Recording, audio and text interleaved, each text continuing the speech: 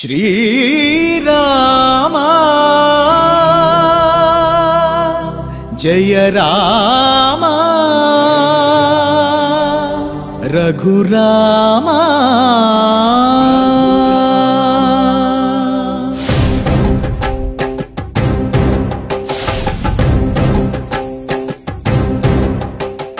ओं नमो वेंकटेशाय।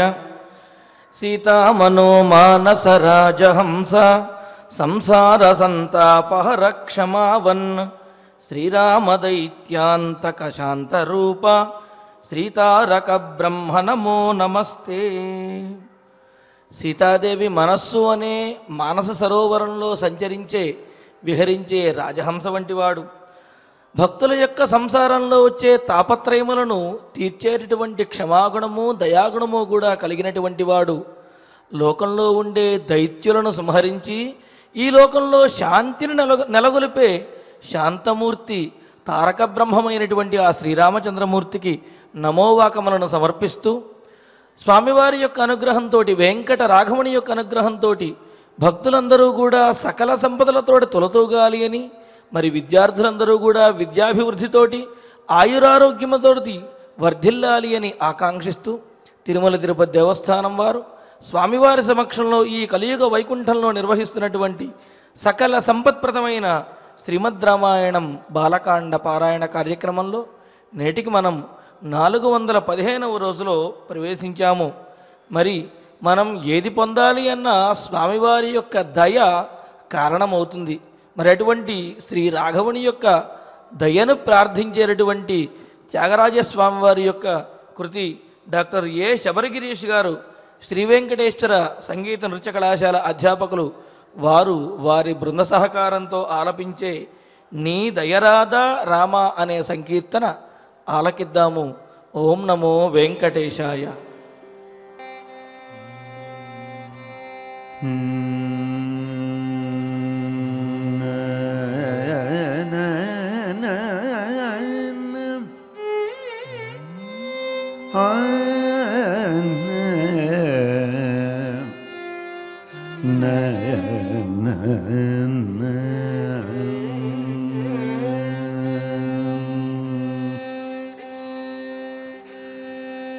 నీ దయరాధా నీ దయరాధా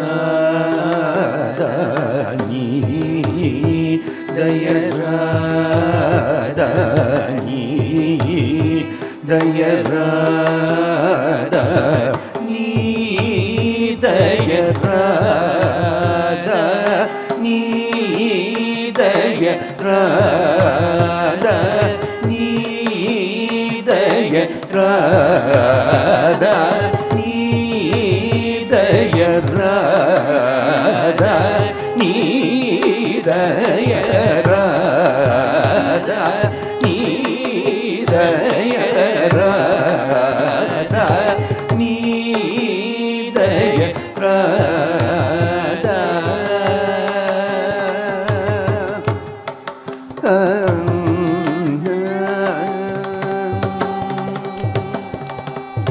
కాదనే వారెవరు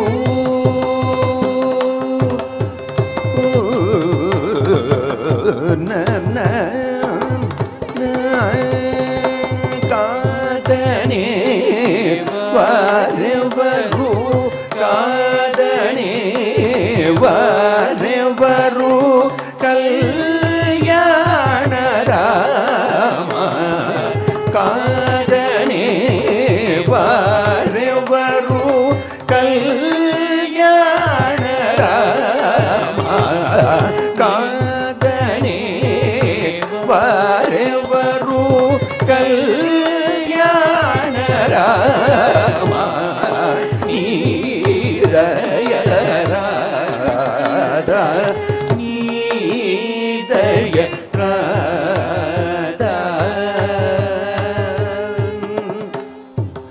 రామ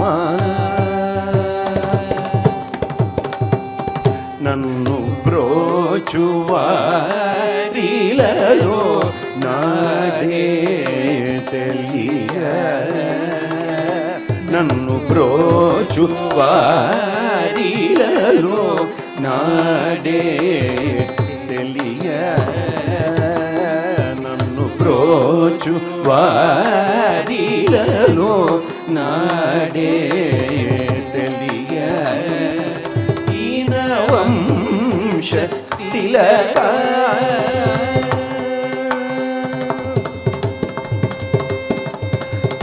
ఈనవంశ తిలక ఈనవంశ తిలక ఈనవంశ తిలక నీకింత తామసమా ఈనవంశ తిలక నీకింత తామసమా నీదయ రాధ నీదయ రాధ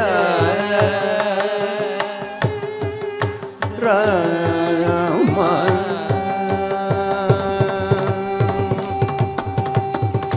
రామ రామ రామ త్యాగ రాజహృ సదన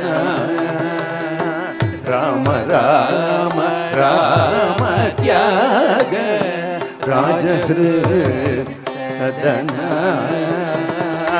రామ రామ రామ త్యాగ రాజహృ సదన నామరీ తల్లడిల్ల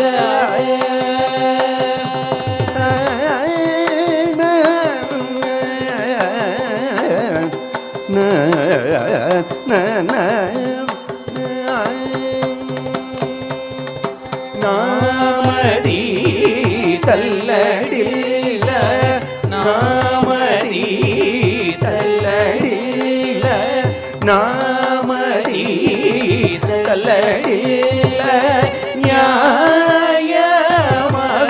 న్యాయమవేగమే నామరీ తల్లడిల్ల న్యాయమవేగమే నీదయ రాధ నీదయ రాధ నీదయ రాధ రామ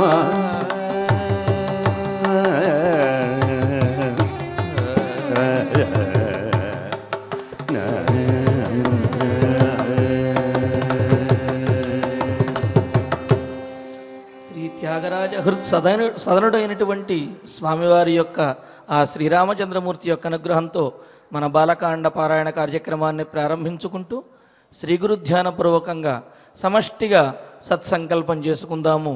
ఓం నమో వెంకటేశాయ. శ్రీ గురు ధ్యానం గురుర్బ్రహ్మ గురుర్విష్ణు గురుర్దేవో మహేశ్వరః గురుః సాక్షాత్ పరం బ్రహ్మ తస్మై శ్రీ గురవే నమః. శ్రీనివాస ధ్యానం శ్రీ వెంకటాచలాధీశం శ్రియాధ్యాసిత వక్షసం శ్రితచేతన మందారం శ్రీనివాసమహం భజే. అథ సంకల్పః శ్రీమదాదివరాహ క్షేత్రే విరాజమానస్య శ్రీ పద్మావతీ జానేః అఖిలాండకోటి బ్రహ్మాండ నాయకస్య శ్రీరామచంద్ర రూపాంతరస్య భగవతః శ్రీ వెంకటేశ్వర స్వామినః సన్నిధౌ హనుమత్ సీతా లక్ష్మణ భరత శత్రుఘ్న పరివార సమేత శ్రీరామచంద్ర పరబ్రహ్మణః పరిపూర్ణానుగ్రహేణ అస్మిన్ భువనే అతిశీఘ్రమేవ విశూచికా క్రిమేః వినాశనార్థం భారతవర్షస్య అభివృద్ధౌ నిమగ్నానాం విద్యా విత్త వాణిజ్య కృషి వైద్య వైజ్ఞానిక దేశ రక్షణాది రంగేషు విద్యమానానాం ఆస్తిక మహాజనానాం సర్వేషాం సకుటుంబానాం आयुरारोग्यैश्वर्य सद्बुद्धि इत्यादि सर्वशुभफलप्राप्त्यर्थं तेषां सर्वतोमुखाभिवृद्धिद्वारा श्रीरामराज्यस्य पुनर्व्यवस्थापनार्थम् अनूढानां शीघ्रमेव विवाहसिद्ध्यर्थं दम्पतीनाम् अनुकूलदाम्पत्यसिद्ध्यर्थं सन्तानार्थिनां शीघ्रमेव सत्सन्तानप्राप्त्यर्थं ततः पितृदेवताप्रीत्यर्थं गोसंरक्षणार्थं च सकलसम्पत्प्रदे श्रीमद्वाल्मीकिरामायणान्तर्गते बालकाण्डे यथाशक्ति श्लोकव्याख्यानपुरःसरम् 59 तथा श्रीमद्योगवासिष्ठे विशूचिका महामारी निवारकस्य महामन्त्रस्य पारायणम् श्रीधन्वन्तरि मन्त्रपारायणम् च अन्योन्यसाहाय्येन आचार्यमुखेन करिष्यामहे। श्रीवाल्मीकि प्रार्थना। वाल्मीकिर्मुनिसिंहस्य कवितावनचारिणः शृण्वन् रामकथानादम् को न याति पराङ्गतिम्।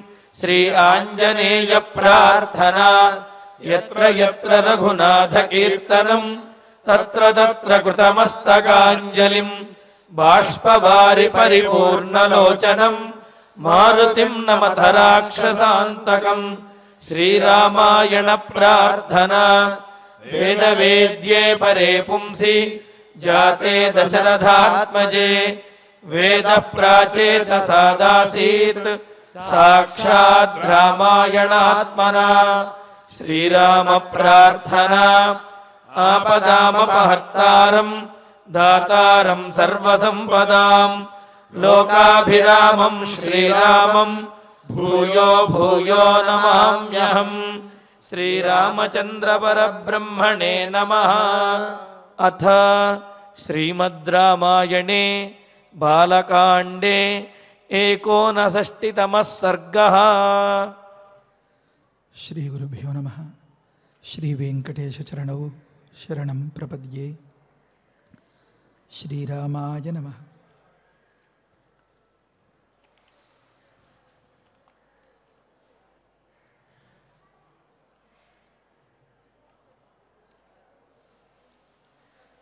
श्रुत्वा ते वचनं सर्वे समायान्ति द्विजातयः सर्वदेशेषु चागच्छन् వర్జయిత్వా మహోదయం.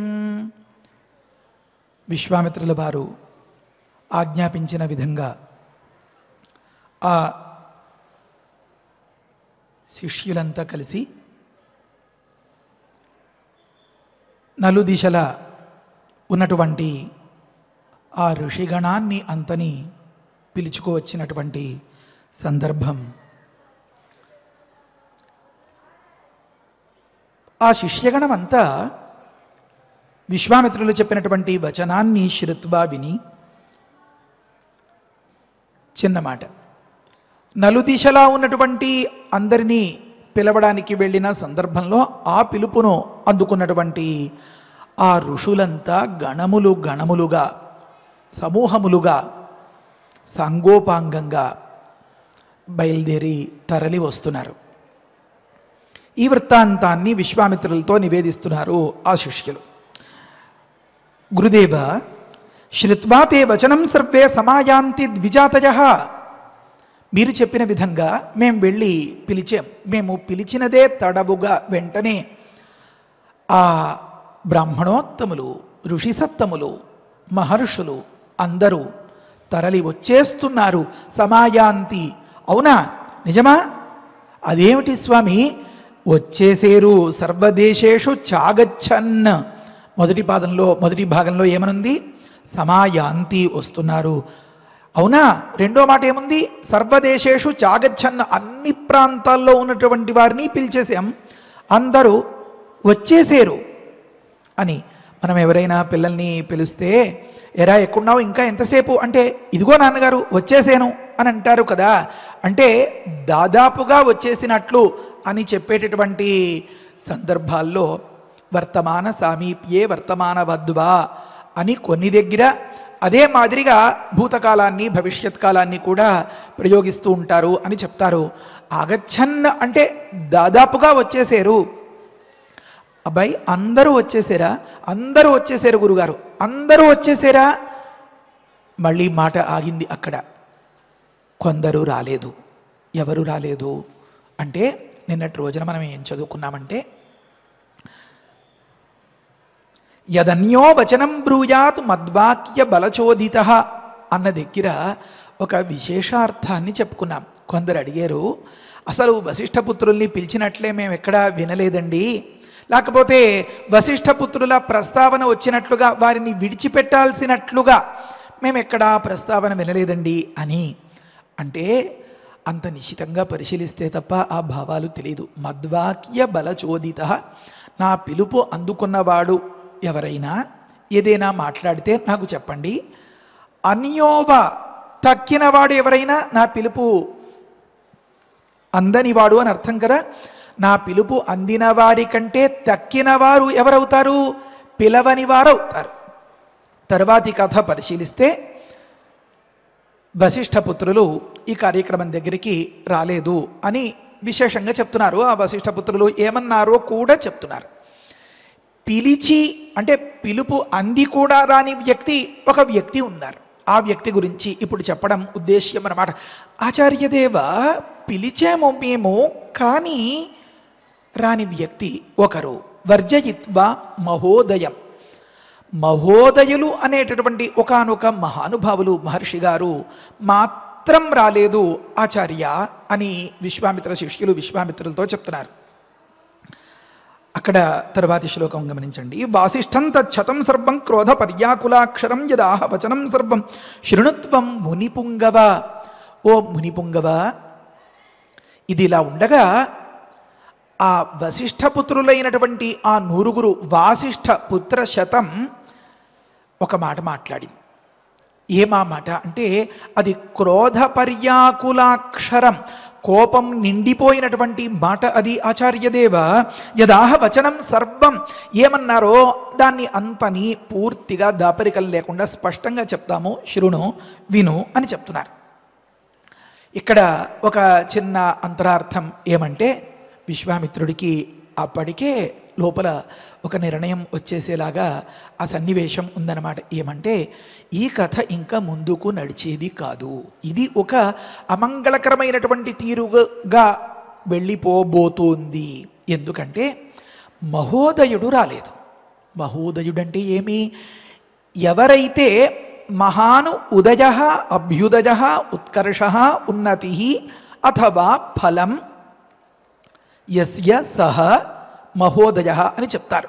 ఎవరైతే తన జీవితంలో నిరంతరం అలా ఎదుగుదలయే ప్రధానంగా సూచి అంటారు కదా, ఆ సూచి ఇంకా ఆ గ్రాఫ్ అలా పైకి పైకి పైకి ఎగపాగుతున్నట్లుగా తప్ప కిందికి పతనం దిగజారడం అనేదే లేని మహనీయుడో ఆ మహర్షి మహోదయ మహర్షి.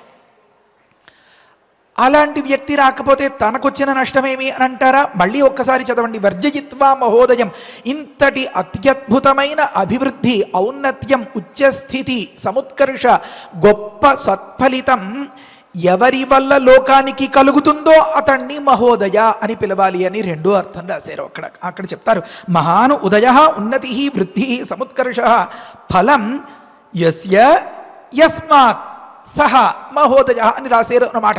ఏ మహనీయమూర్తి అయితే తన ముంగిట అడుగు పెట్టినంత మాత్రం చేతనే తను చేసినటువంటి కార్యక్రమం అంతా కూడా పరిపూర్ణమైన ఫలితాన్ని ఇవ్వగలుగుతుందో అలాంటి మహనీయమూర్తి. అందుకనే కదా మన వాళ్ళు అంటారు, యస్ యస్ స్మృత్యాచ నామోక్త్యా తప పూజాక్రియాదిషు న్యూనం సంపూర్ణతాయాతి. చేసేదంతా చేసి చేయగలిగినంత చేసి చేయలేని స్థితిలో చిట్ట చిగురున అపరాధాన్ని మన్నించమని చేసేటటువంటి ప్రార్థనా నమస్కారంలో ఏమని ఉందండి అంటే, నేను తపస్సు, పూజ, దానం, ధర్మం, నోము, వ్రతం ఏదో చేసాము, ఆ చేసిన దానిలో న్యూనం తక్కువ సంపూర్ణత యాతి పరిపూర్ణం అవ్వాలి అంటే ఏం చేయాలి? స్మృత్యాచ నామోక్త్యా ఒకానొక పరమాత్మను స్మరించాలి. స్మరించేంతటి వెసులుబాటు అంతటి మానసికమైన ప్రశాంతత లేని సందర్భంలో ఉక్త్యా కనీసం ఉచ్చరిస్తే నా కార్యక్రమం అంతా పరిపూర్ణమవుతుంది. కనుక అలాంటి అచ్యుతునికి సద్య వెంటనే వంగి నమస్కరిస్తున్నాను అంటారన్నమాట. కనుక కొన్ని సందర్భాల్లో మన ప్రయత్నం, మన శక్తి, మన యుక్తి, మన తెలివితేటలు వీటి వల్ల మాత్రమే నెగ్గించలేని సందర్భాలు ఉంటాయి. అలాంటి సందర్భాల్లో మనకి కొందరి సహకారం అవసరం అవుతుంది. ప్రస్తుతం విశ్వామిత్రులు ఈ త్రిశంకు వృత్తాంతంలో కావాల్సినటువంటి వ్యక్తి. అలాగా లోపాన్ని చక్కదిద్దగలిగి గొప్ప అభ్యుదయాన్ని, అభ్యున్నతిని కలిగించగలిగినటువంటి వ్యక్తి మహోదయులు వారు రాలేదు. సరే, ఏమన్నారు ఇంకా మిగతా వారంతా? ఏం జరిగింది అని అడిగిన సందర్భంలో, గురుదేవ, ఓ మునిపుంగవ, మేము చెప్తున్నాము విను అంటే, నువ్వు మననశీలుడవు, నువ్వు మౌనం అనేటటువంటి వ్రతాన్ని ప్రధానంగా అవలంబించదగిన వాడవు. నువ్వు ఇప్పుడే కళ్ళేర చేసేసి మా మీద కోప్పడిపోతే మేమందరం భస్మమైపోతాం అన్నట్లుగా చెప్తున్నారు అన్నమాట. ఓం మునిపుంగవ, కాసేపు మౌనం వహించవయ్యా, మేము చెప్తాం, చెప్పేదంతా సావధానంగా విను అంటున్నారు. క్షత్రియో యాజకో యస్య చండాలస్య విశేషతః కథం సదసి భోక్తారః హవిషః తస్య సురర్షయః హవిః తస్య సురర్షయః అంటున్నారు. వారంతా ఏమంటున్నారు అంటే, విశ్వామిత్రులు ఎక్స్పెక్ట్ చేసిందే, ఊహించిందే, ముందుగా విశ్వామిత్రులకు తెలిసినదే. ఔరా, ఎంత అన్యాయం! 4 కార్యక్రమాలు చూసి నాకు కూడా ఇందులో అనుభవం ఉంది కనుక నేను మీకు కావాల్సినటువంటి కాసింత డబ్బులు పారేస్తాను, నేను చెప్పినట్లు ఆడి మైక్ ఆన్ చేస్తే, టేప్ ఆన్ చేస్తే అక్కడి నుంచి ఓం సహనా భవతు అని మొదలైనట్లుగా నేను చెప్పాలి, మీరు నేను చెప్పినట్లు ఆడాలి అని కుదుర్చుకోవడం అయోగ్యుడైన వాడు చేయించేవాడుగా ఉండడం ఒకానొక యజ్ఞంలో ఎంత అన్యాయం! క్షత్రియో యాజకోజస్య, ఒక యజమానిగా ఉండి పెద్దల, పురోహితుల, ఆ బ్రహ్మగారి, ఆ గురుదేవుల ఆశీర్వచనాలు పొంది కార్యక్రమాన్ని చక్కదిద్దుకోవలసిన వాడు, నాకు కూడా తెలుసు, నాకు పరిచయం ఉంది అని చెప్పి తగుదునమ్మ అని సిద్ధపడడం ఎంత అన్యాయం! క్షత్రియుడు యాజకుడు, ఇది చాలా పొరపాటు.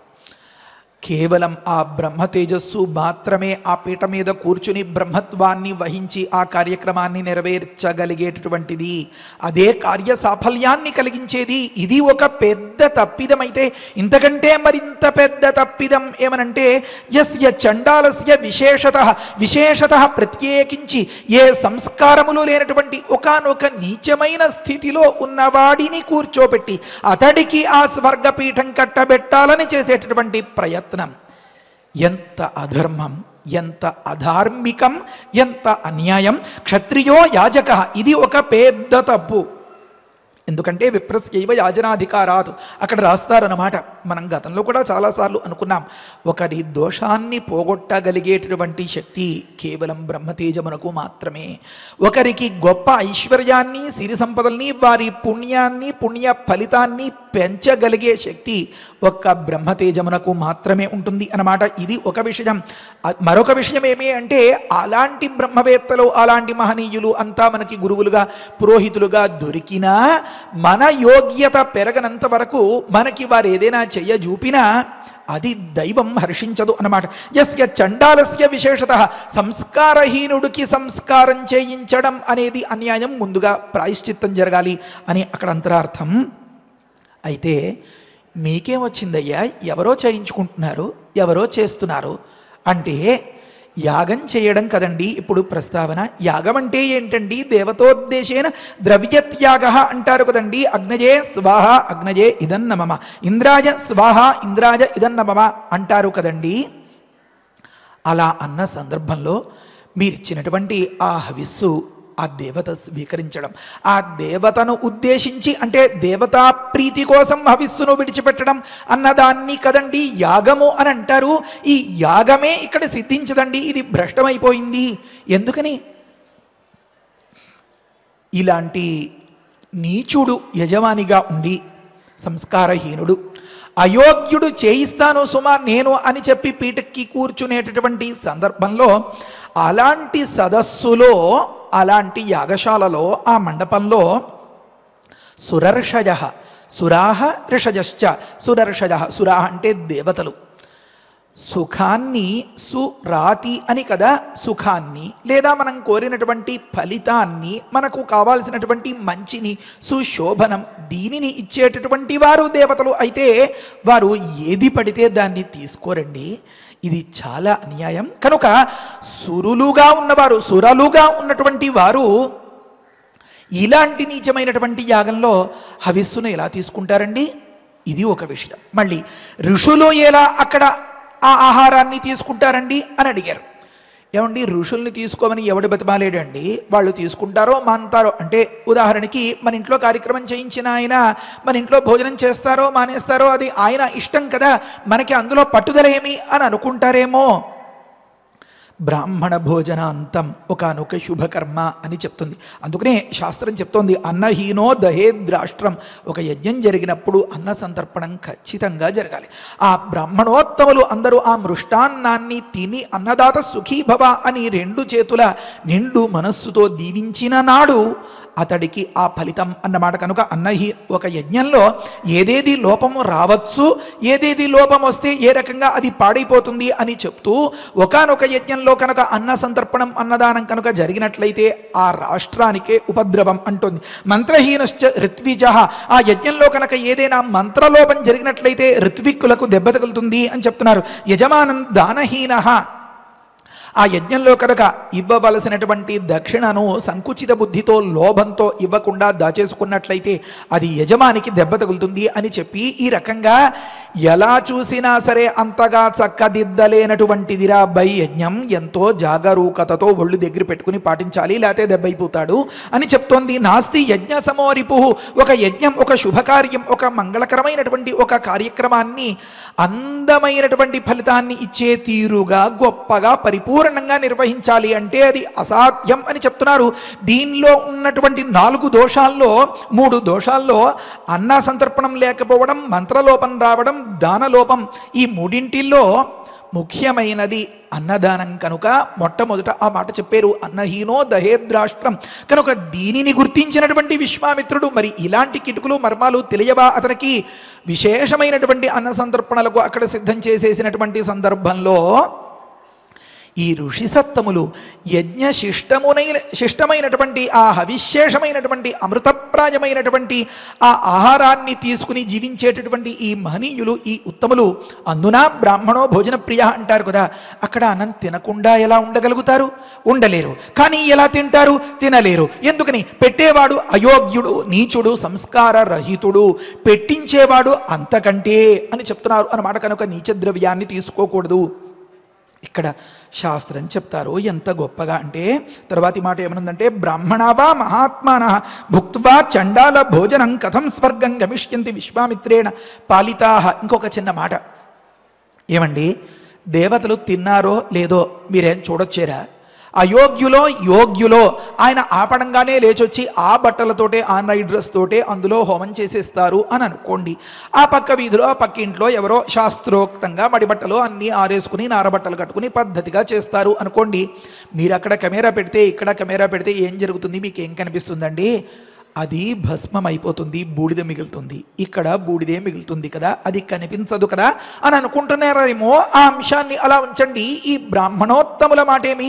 ఇలాంటి ఋషి సత్తములు అందరూ అక్కడికి వెళ్ళి భోజనం చేయడమే చేస్తారా అని అడిగారు. ఏమండి, ఎందుకు చేయరండి? వారికి ఆకలి కాదా? అవి రుచించవా? ఆ జిలేబీలు, లేకపోతే అవేవో వగైరా మధుర పదార్థాలు అవన్నీ అంటే రుచిస్తాయి, కానీ వారి ఫ్యూచర్ దెబ్బతినేస్తుంది. ఒక అయోగ్యమైన సందర్భంలో యోగ్యులుగా ఉన్నటువంటి ఋషి సత్తములు వెళ్ళి ఆ చండాల భోజనానికి కనుక సిద్ధపడినట్లయితే దెబ్బతినేస్తారని చెప్తున్నారు. ఎందుకని అంటే, దుష్కృతం హి మనుష్యస్య సర్వమన్యేషు అనుష్ఠితం. చాలా ముఖ్యంగా గుర్తుపెట్టుకోవలసినటువంటి మాట. వారెవరో అతీంద్రియ ద్రష్టలు, వారెవరో మునులు, వారెవరో బ్రహ్మర్షులు, ఇది వారికి ఎవరికో సంబంధించింది అని అనుకుంటారేమో లోకంలో.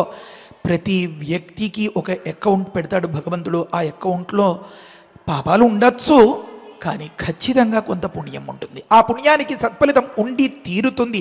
ఎందుకంటే కర్మణో గహనాగతి అంటారు. చేసిన దానికి ఫలితం ఇవ్వడం కోసమే మొత్తం ఈ సృష్టి ప్రక్రియ, దేవతలు, పంచభూతాలు, నవగ్రహాలు అన్నీ.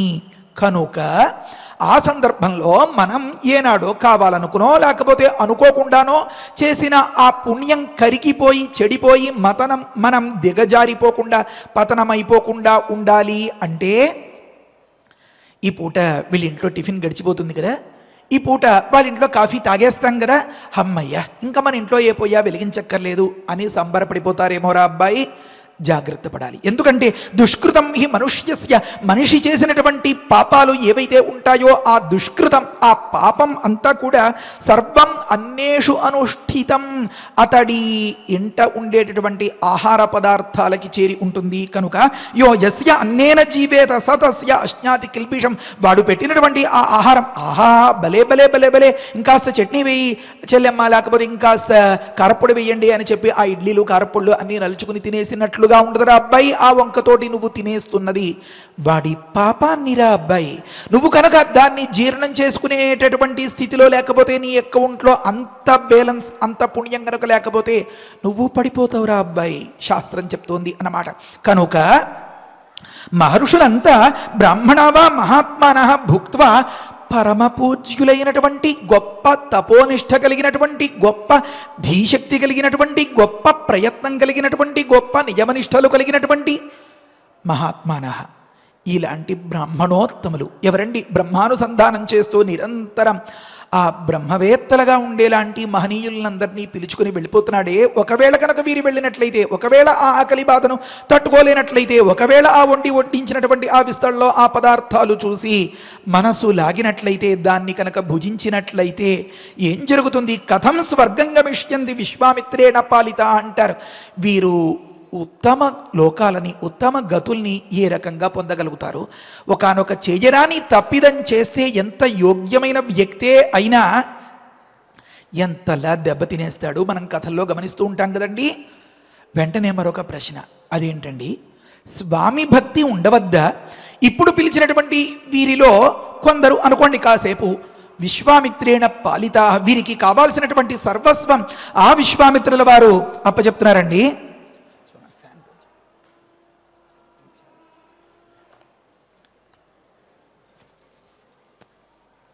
కనుక స్వామి ద్రవ్యం తిని అతడు పిలిస్తే, అతడికి అవసరం అయితే ఆహాహా నేను రాను, నేను వచ్చి నీ దగ్గర ఈ భోజనం చేస్తే దెబ్బతినేస్తాను అని చెప్పి తప్పించుకోవడం కృతజ్ఞత అవుతుంది కదండి, కృతజ్ఞత కాదు కదా. కనుక విశ్వామిత్రేణ పాలితులు వీరందరూ, విశ్వామిత్రుడు వీరికి ఏం కావాలో దాన్ని, ఏది కావాలంటే అదల్లా ఇస్తున్నాడు. ఈ సందర్భంలో మరి విశ్వామిత్రుడు చెప్పినటువంటి పనిని చేయడం సబబు కదండి అంటున్నారు. అయ్యయ్యయ్యో, విశ్వామిత్రుడు చేత పాలితులు వీరందరూ, కానీ అంతో ఇంతో సహాయం చేయడం వేరండి, తన కెరీర్ని తన ఫ్యూచర్ని చెడగొట్టేసుకోవడం వేరు కదండి. దాన్ని ఎలా చేయగలుగుతారండి? కనుకనే ఈ శాస్త్రం దుష్కృతం హి మనుష్యస్య సర్వం అన్నేషు అనుష్ఠితం, అతడు ఆచరించినటువంటి ఆ మహాపాతకం అంతా కూడా అతడి ద్రవ్యాన్ని ఆశ్రయించి ఉంటుంది. కనుక అది వడ్డించేవాడు ఎవడో, దానికి స్వామి ఎవడో, దానికి ప్రేరకుడు ఎవడో, వీరందరి దోషాల్ని మూట కట్టుకుని దానితో కడుపు నింపుకున్నట్లు అయిపోతుందండి.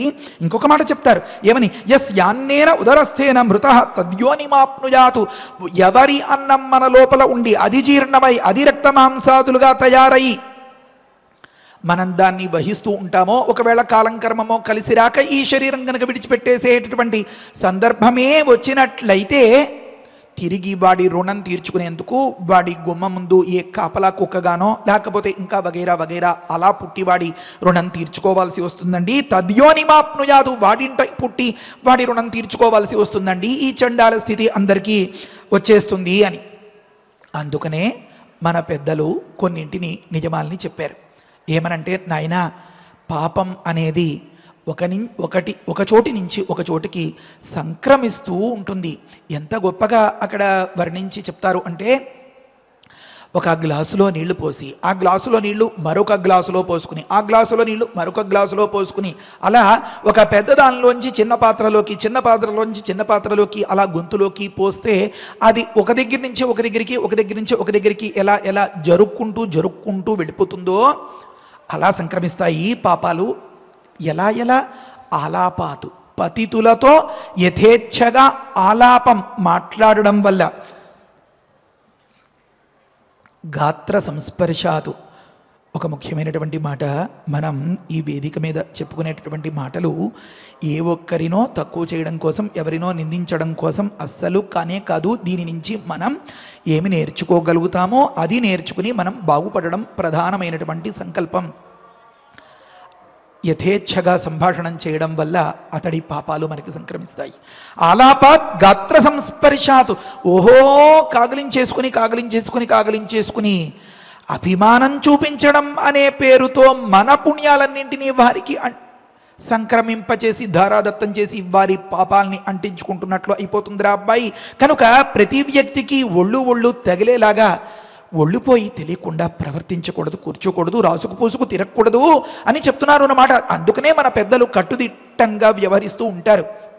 కానీ అది అవతల వ్యక్తికి మేలు అనే మాటను మరిచిపోయి, అంతే కదండి, ఒకరిని కలిసినప్పుడు తాకినప్పుడు ఎవరిలో ఎక్కువ ఏదుందో అది కదా ఇంకొక దగ్గరికి వెళ్ళిపోతుంది. ఒకవేళ అవతలి వ్యక్తి దగ్గర పాపమే ఉందనుకోండి, అది వచ్చేసే అవకాశం కూడా ఉంటుంది కదా. ఇంకొక విషయం కూడా, ఎవరిలో ఎక్కువ ఏదుందో అని కాదు, ఎవరు దేనికి ఆకర్షితులైపోతారో అది దాన్ని వాళ్ళు తీసేసుకోగలుగుతారు కదా. కనుక ఏదో అంతగా నియమనిష్టలో వ్రతాలో పూజలో లేని సందర్భాల్లో తను ఏ జన్మలో చేసినటువంటి పాపమో తన దగ్గర ఉందనుకోండి, ఆ పాపానికి మరింత పాపం ఆకర్షితం అయిపోయింది అనుకోండి, అవతలి వ్యక్తి కదా దెబ్బతినేస్తాడు. అలాంటి సందర్భాల్లో మనం ఏదైనా ఒకటి చేతికి అందించకుండా కింద పెట్టాలి అని పెద్దలు చెప్తూ ఉంటారు. అలా కింద పెట్టిన సందర్భంలో నేనంత పనికిరాని వాడినా, నేనంత అంటరాని వాడినా అని చెప్పి అమాయకంగా అనుకుంటూ ఉంటారు. పుచ్చుకునేటటువంటి వాడిలో ఎవడికైతే నా స్పర్శ పనికిరాదా అని బాధ కలుగుతోందో అతడిలో కొత్త పాపాలు వచ్చి చేరకుండా కాపాడుకోవడం అవుతుంది ఈ నియమం అనే నిజాన్ని గమనించకపోవడం ఎంత అన్యాయం. మీరు గమనించండి, లోకంలో ఎక్కడైనా ఈ మధ్యన ఈ కరోనా ఈ వ్యవహారాలు ఇవన్నీ వచ్చిన తర్వాత రూపాయి నోట్లలోంచి కూడా ఈ అనిష్టకారకములైనటువంటి కొన్ని సంక్రమిస్తాయి. గ్లాసుల నుంచి పాత్రల నుంచి మరో దగ్గర. కనుక అన్ని దగ్గర చేతులు వేయకండి, అన్ని దగ్గర తాకకండి, దూరం పాటించండి, భారతీయ సంప్రదాయం ప్రకారం నమస్కారం చేయండి, రాసుకు పూసుకుని తిరక్కండి అని చెప్పడంలో తాత్పర్యమేమి మన పెద్దలు ఏనాడో చెప్పారు.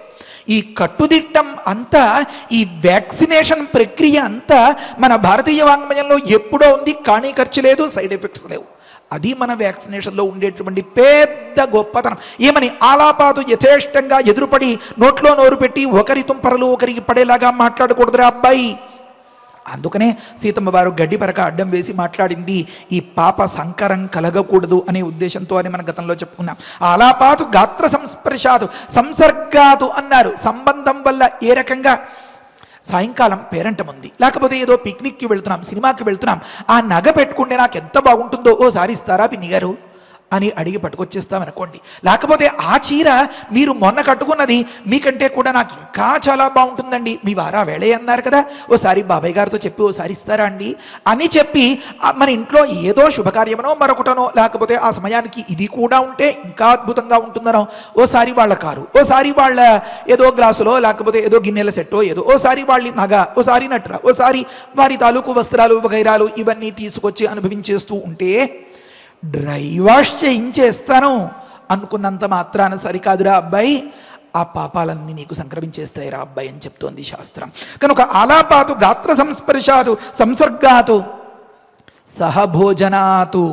ఏదైనా అనుకుంటారు వారు అని చెప్పి కొన్ని సందర్భాల్లో, లేకపోతే నాకు అలాంటి పట్టింపులు ఏమీ ఉండవు, నాకు అందరూ ఒకటే అని చెప్పడం, ఒక ప్లేట్లో ఒక సమోసా కొనుక్కోవడం, దాన్ని వీడు కాసేపు కొనుక్కు తినడం, వాడు కాసేపు కొనుక్కు తినడం. ఏమిటది? ఫ్రెండ్షిప్, స్నేహం. దానివల్ల ఏమవుతుందండి? అభిమానం యొక్క వినిమయం కాదు, జన్మ జన్మలో అనుభవించాల్సినటువంటి దారిద్ర్యం ఇట్నుంచి అటు ట్రాన్స్ఫర్ అయిపోతుందన్నమాట. సహభోజనాతు. మళ్ళీ ఆసనాతు ఒకే ఆసనం మీద కూర్చోవడం అదేమంత గొప్పది కానే కాదు.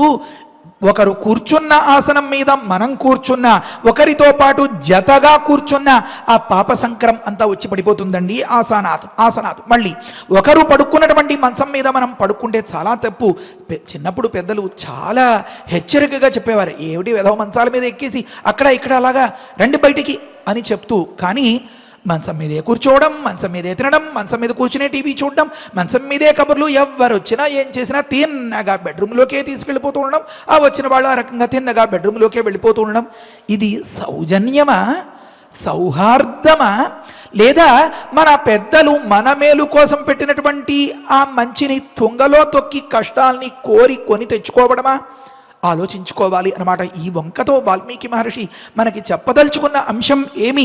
ఆసనాతు శయనాతు యానాతో కలిసి ప్రయాణం చేయడం వల్ల వారి వాహనం మనం ఎక్కడం ద్వారా పాపం సంక్రమతే నృణాం అని చెప్తున్నారు అన్నమాట. కనుక అనివార్యమైనటువంటి అంశాల్ని మనస్సులో ఉంచుకుని భగవంతుడా ఏ పొరపాటు రాకుండా, ఏ పొరపాటు జరగకుండా కాపాడమని నిరంతరం అవేర్నెస్ అంటారు కదా, ఒక విధమైనటువంటి జాగరూకతతో, ఒక రకమైనటువంటి మెలకువతో వ్యవహరించి వీలైనంత తొందరగా చెడిపోకుండా వీలైనంత జాగ్రత్తగా ఉండాలి అని మన పెద్దలు మనకి చేస్తున్నటువంటి ఉపదేశం అన్నమాట. గమనించండి, ఇంతకంటే గొప్ప రోగనిరోధక టీకా ఉందా లోకంలో? లేనే లేదు. కనుకనే ఏతద్దేశ ప్రసూతస్య చాణక్యుడు చెప్తాడు ఏమనంటే, నీకు ఏ విధమైన జాగ్రత్త, ఏ విధమైనటువంటి ఉపాయం, ఏ విధమైనటువంటి శక్తి కారకం కావాలి అన్న మమ్మల్ని ఆశ్రయించాలిరా అబ్బాయి, భారతీయ వాంగ్మయం ఇంత గొప్పది అని. కనుక ప్రస్తుతంలో ఆ వశిష్ఠపుత్రులు వాపోతున్నారు, ఆ వశిష్ఠపుత్రులు వేదనను వెలిబుచ్చుతున్నారు. అయితే విశ్వామిత్ర దృష్టిలో ఒక పెద్ద ఆక్షేపం చేశారు అని విశ్వామిత్రులు ఎంత మాత్రం దీన్ని ఒక తప్పుగానే భావించరు అన్నమాట. గమనించండి, సమయం అయిపోతుంది. మరి ఏమనంటే, బ్రాహ్మణవా మహాత్మాన, ఇంతటి మహనీయమూర్తులైనటువంటి, ఇంతటి బ్రహ్మానుసంధానం చేసేటటువంటి, ఇంతటి బ్రహ్మవేత్తలైనటువంటి, ఇంతటి త్రికాల సంధ్యావందనం విడిచిపెట్టకుండా చేసేటటువంటి మహాత్ములు భుక్త్వా చండాల భోజనం, సంస్కారరహితుడైనటువంటి అతడి ద్రవ్యాన్ని తిని కథం స్వర్గం గమిష్యంతి, ఉత్తమ లోకాలకి ఎలా వెళ్ళగలుగుతారండి? వాళ్ళు ప్రశాంతంగా ఎలా ఉండగలుగుతారండి? కొన్ని దగ్గర అర్థం రాస్తారు, స్వర్గం అంటే ముఖ్యమైన అర్థం ఒకటి అండి, లాక్షణికమైన అర్థం మరొకటండి అంటారు. ముఖ్యమైన అర్థం ఏమి అంటే ఎక్కడో ఒక పైలోకం, ఎక్కడో ఉండేటటువంటి సుఖాలు వగైరాలు అవన్నీ. మరి ప్రస్తుతంలో కూడా వాళ్ళ ఇల్లు స్వర్గంలా ఉంటుంది, వాళ్ళ ఇంట్లో లేకపోతే ఏదో ఫలానా అని స్వర్గంలా అని పోలుస్తూ ఉంటారు కదా, అది కూడా ఒకానొక రకమైనటువంటి స్వర్గమే అట. ఏమా స్వర్గం అంటే ప్రశాంతత, ఒక రకమైనటువంటి హాయి, స్థాయికి తగినట్లుగా. గమనించండి, అంటే త్రిశంకు స్థాయికి తగినట్లుగా హాయి ఉంది, కానీ అది అతడికి సరిపోలేదనుకోండి. ప్రస్తుతంలో ఈ ఉత్తములు అందరూ కూడా ఈ అడవులలో ఉండి ముక్కు మూసుకుని ఈ జపాలు ఇవి చేస్తూ మనం గతంలో అనుకున్నట్లుగా ధన్యానాంగిరికందరే నివసతాం అన్నట్లుగా అలా జపానుష్ఠానాదులు చేసుకుంటూ ఆ తపస్సును లోకార్పణం చేస్తూ లోకమంతా సుఖంగా ఉంటే దాన్ని చూసి తలుచుకుని హాయిగా ఉండడం అనేది ఉంది కదా. ఈ స్వర్గాన్ని చేజార్చుకున్న వాళ్ళు అయిపోతారు, వీళ్ళందరూ పతితులైపోతారు కదా, వీళ్ళు కూడా పెడదోవ పట్టేసిన వాళ్ళు అయిపోతారు. ఏమి కారణం? దుష్కృతం హి మనుష్యస్య సర్వమన్నేషు అనుష్ఠితం, పాపాత్ముడైన వాడి యొక్క పాపాలన్నీ వాడి ఆహార ద్రవ్యం మీద ఆధారపడి ఉంటాయి కనుక దానిని ఆరగించి అరిగించుకోవడం అనేది సామాన్యమైన మాట కాదు. పతనమైపోతారు, అయ్యో అని బాధపడుతున్నారు. కానీ ఈ విశ్వామిత్రులకి ఎలా అర్థమైందంటే ఇలా ఆక్షేపించారు అని. ఏతద్వచన నైష్ఠుర్యం ఊచు సంరక్తలోచనా వాసిష్ఠ మునిశార్దుల సర్వేతే సమహోదయా అని చెప్తారు అన్నమాట. ఒకరు మహోదయ శబ్దానికి వశిష్ఠపుత్రులలో ఒకరు జ్యేష్ఠపుత్రులు అని అభిప్రాయపడ్డారు. అది కాదు అని మనస్సు చెప్తుంది. కాకపోతే దానికి ప్రమాణం వాల్మీకి గురుగారు ఇక్కడ చెప్పారు. వాసిష్ఠపుత్ర శతము మహోదయులతో కలిసి అని ఉంది అన్నమాట. వాసిష్ఠపుత్ర శతం వేరే, మహోదయులు వేరే అయితేనే ఆ ప్రయోగం కుదురుతుంది, లేకపోతే కుదరదు. కనుక ప్రస్తుత శ్లోకంలో ఏమనుందంటే, ఓ మునిశార్దుల, ఆ వాసిష్ఠులు వశిష్ఠపుత్రులు వారు మాత్రమే కాదు, స మహోదయా, ఆ మహోదయ మహర్షితో కలిసి ఈ రకంగా అంటున్నారు. ఏమని? సంరక్తలోచనా, కళ్ళు ఎర్రగా చేసేసుకుని వాళ్ళు అంటే ఏమీ కళ్ళు ఎర్రజేసి అన్నట్లుగా సంరక్తలోచనలై ఏతత్వచన నైష్ఠుర్యం, ఇలాంటి కటువైన మాటలు మాట్లాడుతున్నారు. ఏమని అంటే ఇతరుడైన వాడు అయోగ్యుడు యాజకుడా, చేయించేవాడా పురోహితుడా, అయోగ్యుడు సంస్కార రహితుడు యాజ్యుడా, చేసేవాడా, ఎంత అన్యాయం అన్నమాట అక్కడ రాస్తారు. పూర్వం అనధికారి యాజక ప్రయుక్త అశుద్ధిం ప్రయుక్తాం అశుద్ధిం హవిష ఉక్త్వా అంటారు. ఈ యాగంలో ఉన్నటువంటి హవిస్సు అశుద్ధమైనది, ఇది ఒక విధమైనటువంటి అమేధ్యం, మేధానర్హం అని చెప్తున్నారు అన్నమాట. ఎందుకని? ఆ యాజకుడు సరైన వాడు కాదు, చేయించేవాడు. ఇక్కడ తప్పొచ్చేస్తోంది ఒక మాట. రెండో మాట చెప్తున్నారు, ఇదానీం అనధికార యాజ్య ప్రయుక్తాం అశుద్ధిం హవిష దర్శయతి అని. ఎలా అయితే చేయించేవాడు చెడ్డవాడు అవడం వల్ల ఈ హవిస్సు చెడిపోయిందో, చేసేవాడు చెడ్డవాడు అవడం వల్ల కూడా ఈ హవిస్సు చెడిపోయింది. కనుక దేవతల్ని ఉద్దేశించి ఆ హవిస్సును ఇస్తే వారు స్వీకరించరు. ఆ హవిశేషం అని పెట్టి బయటకు పట్టుకొచ్చి ప్రసాదం తినండి అని చెప్పి పంచిపెడితే వీరెవరు ఆరగించలేరు, ఆరగించకూడదు. ఒకవేళ ఆరగిస్తే అది వీరి యొక్క ఫ్యూచర్ని పాడు చేసేస్తుంది, మహాపాపం అయిపోతుంది అని వాపోయారు అన్నమాట. ఈ మాట చాలా కటువుగా ఉంది గురుదేవ అని ఆ విశ్వామిత్ర శిష్యులు విశ్వామిత్రులతో చెప్తున్నారు అన్నమాట. అంతేనండి. ఆ మాట చెవిలో పడిందో లేదో, తోక తొక్కిన తాచులాగా, పెద్ద అగ్గి మీద గొగ్గిలంలాగా అలాగా రెచ్చిపోయి విశ్వామిత్రుడు మాట్లాడుతున్నాడు అన్నమాట. తేషాం తద్వచనం శ్రుత్వ సర్వేషాం మునిపుంగవ క్రోధ సంరక్తనయన సరోషం ఇదమబ్రవీతు. ఒకసారి క్రోధ అంటే చాలలేదు, క్రోధ సంరక్తనయన సరోషం ఇదమబ్రవీతు, ఊగిసలాడిపోతున్నాడు అన్నమాట. చాలా కోపంగా ఒక శాపం పెడతాడు ఆ సందర్భంలో. ఏమండి, కాస్త విచక్షణ ఆలోచన ఉన్నవారు సరే వాళ్ళ దారిని ఏదో వాళ్ళు పోతారు, పిలిచాం రాలేదు, లేదా వాళ్ళని మనం పిలవాలనే అనుకోలేదు అంటే మహోదయుడి విషయంలో అనుకోండి పిలిచాం పోనీ రాలేదు, మిగతా వారి విషయంలో అనుకోండి వారిని అసలు మనం పిలవేలేదు, వాళ్ళు ఏం మాట్లాడుకుంటే మనకేమిటి, మన పని మనం చేసుకుందాం అనుకుని ముందుకి వెళ్ళిపోవచ్చుగా. వెళ్ళిపోలేదు, విధి వెళ్ళిపోనివ్వలేదు. దీనికోసం పరిశీలిస్తే ఎందుకు ఈ మాట రాశారు వాల్మీకి గురుగారు ఇక్కడ? క్రోధ సంరక్తనజన సరోషం ఇదమబ్రవీతు, తీవ్రమైనటువంటి తీరులో ఆ వశిష్ఠపుత్రుల్ని బూడిదైపోవాలి అని శపిస్తారు. ఇంకా చాలా చాలా ఘోరాతి ఘోరంగా అంటే కొన్ని ఆఘాత కాలాలు ఉంటాయి అని మన శాస్త్రం చెప్తోంది. కొన్ని లాంటి సందర్భాల్లో మనం మన యోగ్యతను మించి ఏదైనా ఫలితం పొందాలి అని అనుకుంటే, మనకి రాసి పెట్టినటువంటి ఆ కష్టాన్ని తప్పించుకుని ఎలాగైనా సరే మనం నిలబడాలి అనుకున్న సందర్భంలోనో ఇలాంటి కొన్ని సందర్భాల్లో ఇవి పరీక్షా కాలాలు అని చెప్తారు. అక్కడ కొన్ని రాసుకు తెచ్చాను. ఏమనంటే పాపస్య కర్మణ సమారంభే, మనం చేసేది ఒక పెద్ద తప్పు అయిన సందర్భంలో, ముందు తప్పులు చెప్తాను అని ఆ సందర్భంలో, పూర్వకృతస్య వా కర్మణ పరిణామకాలే, మనం చేసినటువంటి ఆ చెడ్డ పని వల్ల చెడ్డ ఫలితం రాబోయేటటువంటి సందర్భంలో ఈ రకంగా విరుచుకు పడిపోతూ ఉండడం, బండి పడిపోతూ ఉండడం, ఇలాంటివి చేసేస్తూ ఉంటారన్నమాట. అందంగా ముస్తాబై చక్కగా అందరూ కలిసి ఏ గుడికో గోపురానికో వెళ్ళాలి అని బయలుదేరతారు అనుకోండి. ఆ ఇంట్లో ఆ పెంకితనంతో ఉండేటువంటి ఆ పిల్లాడు ఏదో నేను కారు ముందు సీట్లో కూర్చుంటానో, తాళాలు ఇవ్వమనో ఏదో కారణంతో పేచీ పెట్టేస్తాడు అని అనుకోండి. భరించలేని స్థితి వచ్చేసి వాడి ఒంటి మీద బాతలడిపోయేలాగా చితక్కొట్టేస్తే తప్ప ఈ విసుగు తట్టుకోలేని స్థితి ఉంటుంది చూసారా, అది చాలా ప్రమాదకరం అని హెచ్చరిస్తోంది శాస్త్రం. ఏమంటే మనం ఆకాస్తని తట్టుకుంటే అస్సలు తట్టుకోలేని దౌర్భాగ్యాన్ని తుడిచేసేంత మంచి పని ఒకటి జరగబోతుంది అన్నమాట.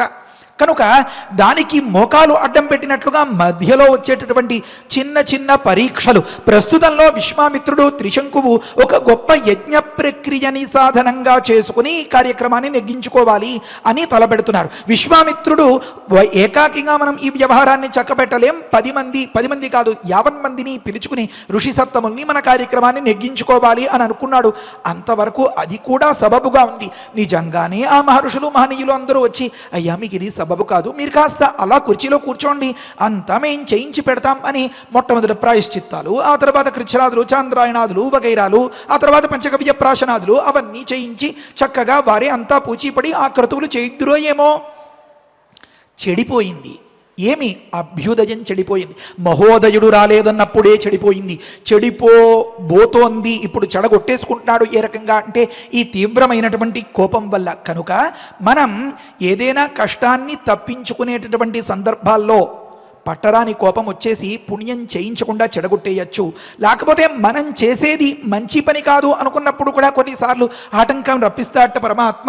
కనుక పూర్వకృత సేవాకర్మణ పరిణామకాలి అని చెప్పి దేవ కుల పుర వినాశేవ, ఇంతకీ వినాశం కలిగేటటువంటి సందర్భాల్లో ఇవన్నీ పరీక్షాకాలాలు అన్నమాట. మన మనస్సుని మనం అదుపు చేసుకోలేని స్థితి వచ్చేస్తుందట. ఇంకా అద్భుతంగా చెప్తారు, స్త్రీయా ప్రవ్రజన కాలేవా, ఆ ఇల్లాలితో తెగతెంపులు అయిపోయేటటువంటి సందర్భాల్లో ప్రతిదానికి చిటపటలాడిపోతూ, ప్రతిదానికి యుద్ధం తెచ్చేసుకుంటూ, ప్రతిదానికి గొడవ పెట్టేసుకుంటూ ఇంకా ఈ మొగుడితో నేను వేగలేను అనే స్థితి రప్పించేసుకుంటాట. అలాంటి అమాయకుడు చెప్తారు స్త్రీయా ప్రవ్రజన కాలేవా. మళ్ళీ ద్విజ గురు సూర యతి పూజ్య అభిదర్శనేవా, ఇలాంటి మహాత్ములను నిందించేటటువంటి సందర్భాల్లో కాస్త స్పృహలో ఉండాలి. వారు ఇలాంటి తప్పు చేశారు, వాళ్ళు అలా చేశారు, ఇలా చేశారు అని అది గుర్తు తెచ్చుకుని వారి మీద మండిపడి మన భాగ్యాన్ని మంట కలుపుకుని, మన దౌర్భాగ్యాన్ని మంట కలిపి మనల్ని నిలబెట్టేలాంటి సుకృతం చేజార్చుకోకూడదు అని చెప్పడం తాత్పర్యం అన్నమాట. కనుక విశ్వామిత్రుడు కఠోరమైనటువంటి తీరులో మహాద్భుతమైనటువంటి తపస్సు చేశాడు. మామూలు తపస్సు కాదు. ఇంతకాలం ఎప్పటి నుంచి మొదలుపెట్టి ఆ వశిష్ఠముని ఆశ్రమం నుంచి వచ్చేసి ఈ దక్షిణ దిశలో తాను చేసినటువంటి తపస్సు మామూలు తపస్సు కాదు, అత్యద్భుతమైనటువంటి తపస్సు, ఊహకు కూడా అందదు అన్నమాట. ఏమంటే కొంచెం మొండివాడికి ఒకానొక పట్టుదల వచ్చింది అంటే మామూలు వాడు గంటలో ఒక రోజులో చేసే పని అతడు 10 నిమిషాల్లోనే చేసేయాలి అని తీవ్రంగా ప్రయత్నిస్తాడు కదా, ఆ మాదిరిగా చేస్తాడు విశ్వామిత్రుడు. చాలా పెద్ద తపస్సు చేస్తాడు. సరే, ప్రస్తుతంలో మరి సమయం మించిపోతుంది, ఒక మాట చెప్పి నేను ముగిస్తాను. అన్యస్య అప్రశస్తస్య ఆరంభేవా, ఏదైనా అప్రశస్తమైన అంటే నీచమైన చండాలమైన పనిని మొదలుపెట్టేటప్పుడు కూడా కాలం చాలా పరీక్ష పెడుతుందన్నమాట. ఏమది అంటే ఇలాంటి కోపతాపాలకి గురైపోతారన్నమాట. కనుక ఇంతటి తీవ్రమైన పట్టరాని కోపంతో ఊగిసలాడిపోతూ ఆ విశ్వామిత్రుడు, ఏ ఔరా నన్ను దూషిస్తారా, నాలో ఏ తప్పు లేదు, ఏ దూషయంతి అదుష్టం మాం, ఒక్క దోషం కూడా లేని నన్ను తప ఉగ్రం సమాస్థితం, మహోగ్రమైనటువంటి తీవ్రమైనటువంటి దుస్సాధ్యమైన తపస్సును చేసినటువంటి నన్ను దూషిస్తారా, వీరంతా భస్మీభూతులు అయిపోదురుగాక, భస్మీభూతా దురాత్మాన భవిష్యంతి న సంశయ అంటారు. ఆ తర్వాతి మాట, అద్యతే కాలపాశేన నీతా వైవస్వతక్షయం సప్త జాతిశతాన్యేవ మృతపాస్సంతు సర్వశః. ఇంకా కొన్ని మాటలు ఉన్నాయి, ఇంతటితో ఆపుదాం. ఇక్కడి నుంచి మరుసటి రోజున చెప్పుకుందాం. అతి తీవ్రమైనటువంటి శాపం, కలలో కూడా అలాంటి శాపం మనకి తగలకూడదు, మన వల్ల ఎవరికీ తగలకూడదు. దానికి కారణమైనటువంటి ఈ కక్ష పగ అనేది మన దరి కూడా చేరకుండా తాను మాత్రమే లోపల ఉండి మనల్ని అందరినీ కాయాలి మన రామయ్య. హరయే నమః. స్వస్తి. ఆచార్యులు వారు చెప్పినటువంటి విశేషాలను, ధర్మశాస్త్ర విషయాలను కూడా మననం చేసుకుంటూ శ్లోకాలను పారాయణం చేసుకుందాము.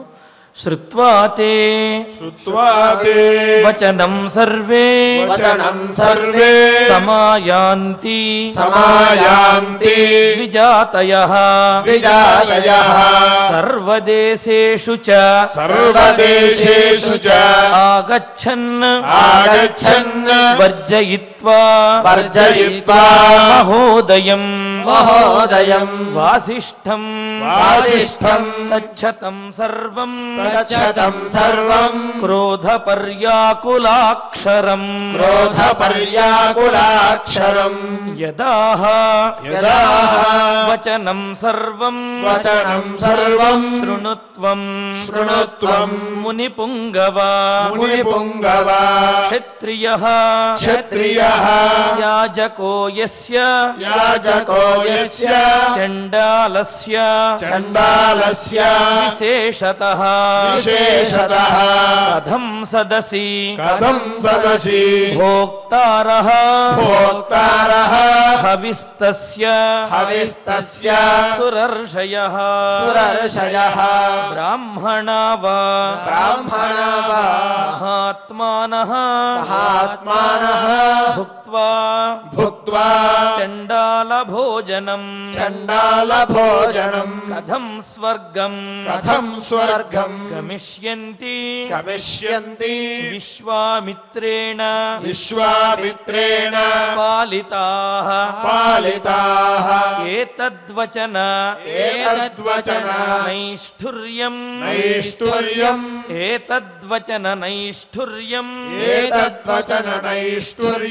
ऊचुः संरक्तलोचनाः वासिष्ठाः मुनिशार्दूल सर्वे ते समहोदयाः तेषां तद्वचनं श्रुत्वा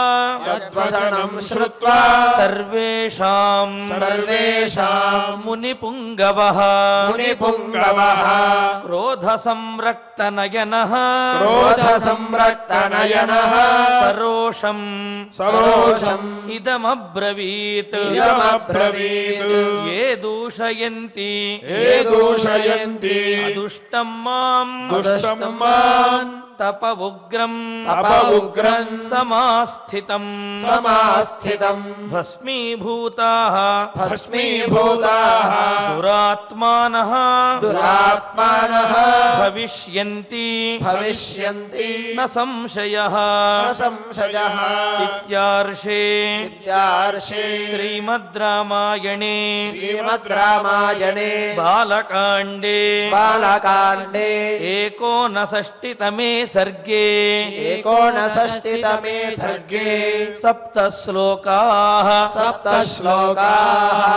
రమ్యమైనటువంటి రామాయణ ప్రవచనంలో అనేకమైనటువంటి ధర్మశాస్త్ర విషయాలను నీతి విషయాలను కూడా బోధించేటటువంటి సన్నివేశము.